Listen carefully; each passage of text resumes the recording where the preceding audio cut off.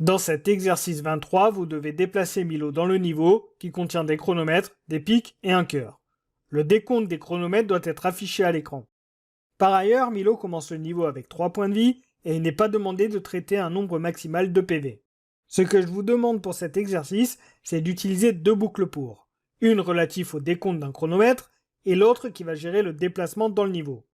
Vous aurez donc une boucle pour dans une autre, comme pour le précédent exercice.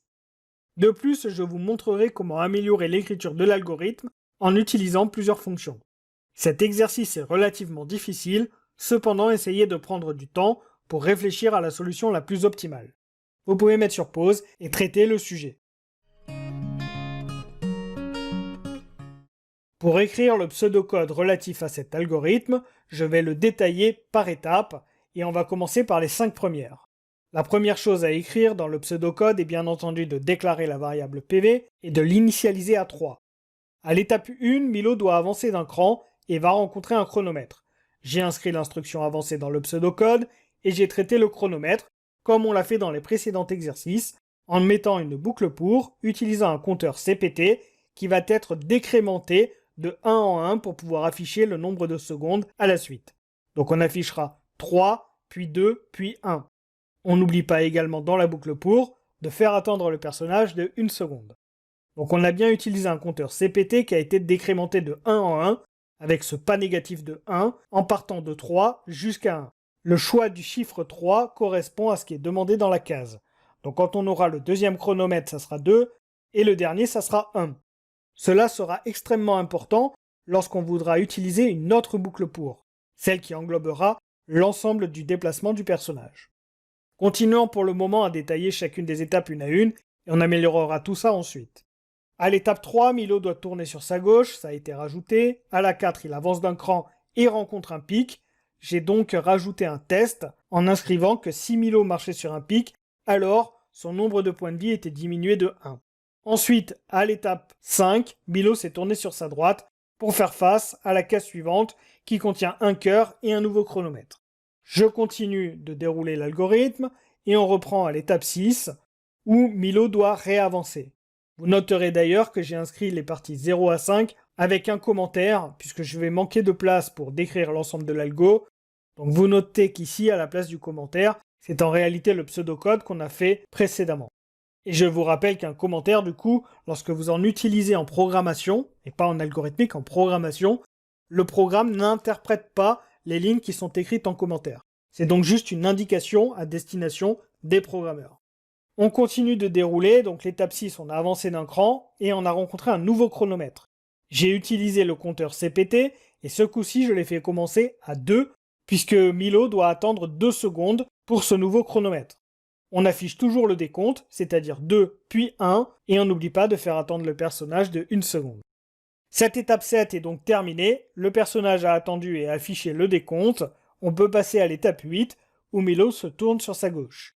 Par ailleurs, j'ai oublié de l'indiquer, mais avant de réaliser ce fameux décompte, il y avait un cœur dans la case, donc il faut rajouter l'incrémentation de 1 point de vie en encadrant cette incrémentation d'un test pour vérifier si Milo a marché sur un cœur. Donc ces tests-là que j'ai réalisés pour le fait de marcher sur un cœur ou sur des pics servira surtout lorsqu'on va ajouter la boucle pour qui va englober l'ensemble des instructions. Je peux cependant l'écrire ici, cela n'a pas d'impact particulier. On dit juste, si le personnage marche sur un cœur, alors j'incrémente la variable. Donc je reprends la suite avec l'instruction de l'étape 8 qui est que Milo doit se tourner sur sa gauche. À l'étape 9, Milo avance d'un cran, et encore une fois, on teste est-ce qu'il a marché sur un pic. Si c'est le cas, on décrémente la variable PV de 1. À l'étape 10, il se tourne sur sa droite. À la 11, il avance d'un cran, et à nouveau, il va rencontrer un nouveau chronomètre, qui ce coup-ci met en attente le personnage de 1 seconde.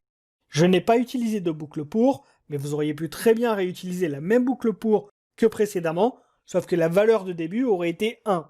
C'est-à-dire qu'on aurait itéré qu'une seule fois dans la boucle pour. Et donc, au lieu de l'écrire, je ne le fais pas, puisqu'il n'y a qu'une itération à faire, j'utilise pas de boucle, et j'affiche directement CPT, qui a la valeur 1 à cette étape-là. Puisque même si on est à l'extérieur de la boucle, je reviens en arrière, là vous voyez que CPT, quand il est sorti, il était égal à 1. Donc je peux l'afficher, ou sinon, pour que ça soit plus cohérent, n'hésitez pas à faire afficher 1 à la place de CPT si cela est plus parlant pour vous. Ensuite, on n'oublie pas de faire attendre le personnage de 1 seconde et on aura terminé cette étape 12. À l'étape 13, Milo se tourne sur sa gauche et à la 14, il avance d'un cran et termine le niveau. J'ai cependant rajouté l'étape 15 pour que le personnage se tourne sur sa droite, ce qui va nous permettre très simplement d'identifier la séquence répétable. Donc l'algorithme est désormais terminé, on l'a déroulé au complet et on a marqué toutes les instructions. Je vous montre la version finale que vous avez ici avec l'ensemble des parties que j'ai détaillées, donc la première la violette, la deuxième la bleue et la dernière la verte. Vous avez cela présent dans le pseudocode également. Si vous regardez la version en pseudocode, on a quand même déjà pas mal de lignes et ça devient très vite illisible et non maintenable. Donc ça, moi j'aime pas du tout le voir et les programmeurs n'aiment pas ça. Donc ce que l'on va chercher à faire, c'est bien entendu à optimiser et à simplifier notre code. Pour le faire, on va identifier une séquence répétable, celle concernant les déplacements. En réalité, c'est celle que j'ai déjà marquée avec les couleurs, qui est exactement la même. Si vous regardez, on a toujours avancée gauche, avancée droite dans les 3 parties. Ce qui va être pareil pour la séquence en bleu, avancée gauche, avancée droite, et pour la verte, avancée gauche, avancée droite. La seule problématique pour utiliser une boucle et englober ces 3 parties, c'est d'être certain que le contenu est similaire, ou en tout cas qu'on va pouvoir rajouter des tests pour pouvoir traiter l'ensemble de la même manière. En l'occurrence, on va pouvoir le faire grâce aux tests, et également dans la boucle pour, la seule chose qui change, c'est cette valeur de départ. Ici donc 3 pour la séquence violette, la première, 2 pour la deuxième, et pour la séquence en verte, avec le dernier chronomètre de 1 seconde, on peut considérer que c'est une boucle pour qui part de 1 jusqu'à 1. C'est ce que j'ai détaillé à l'oral juste avant. Donc on peut très bien imaginer qu'ici, on a une boucle pour qui va itérer qu'une seule fois. De cette manière-là, on va se retrouver à avoir exactement la même séquence, celle que j'ai mis en rouge ici, et qui va donc utiliser ce fameux compteur CPT en partant de x est égal à 3 pour la première séquence, x est égal à 2 pour la deuxième séquence, et x est égal à 1 pour la dernière séquence. De cette manière-là, je peux simplifier mon code et arriver à la version que j'ai ici. Cette version utilise donc une boucle pour qui va utiliser un compteur que j'ai nommé i et qui va être décrémenté de 1 en 1 en partant de 3 jusqu'à 1. Nous avons besoin de 3 répétitions pour réaliser nos 3 séquences. Donc on veut répéter 3 fois avancée gauche et avancée droite. J'utilise dans cette boucle un compteur i qui est décrémenté pour me faciliter la tâche au niveau de la deuxième boucle qui va se charger de gérer les chronomètres. Donc nos chronomètres sont décrémentés de 1 en 1 et notre valeur de départ va dépendre du numéro de l'itération de la boucle plus globale. Je m'explique. La boucle gérant les déplacements utilise le compteur i qui va partir de la valeur 3.